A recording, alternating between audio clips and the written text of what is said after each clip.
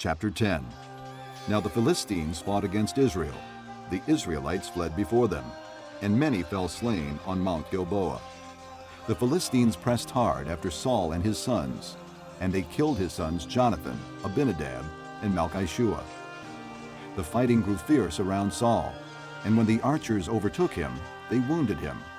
Saul said to his armor-bearer, "Draw your sword and run me through, or these uncircumcised fellows will come and abuse me." But his armor-bearer was terrified and would not do it. So Saul took his own sword and fell on it. When the armor-bearer saw that Saul was dead, he too fell on his sword and died. So Saul and his 3 sons died, and all his house died together.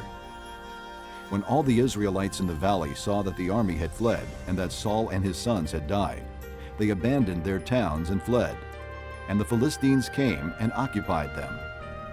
The next day, when the Philistines came to strip the dead, they found Saul and his sons fallen on Mount Gilboa.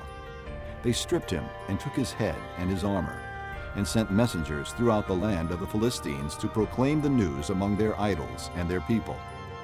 They put his armor in the temple of their gods and hung up his head in the temple of Dagon. When all the inhabitants of Jabesh Gilead heard of everything the Philistines had done to Saul, all their valiant men went and took the bodies of Saul and his sons and brought them to Jabesh. Then they buried their bones under the great tree in Jabesh, and they fasted 7 days.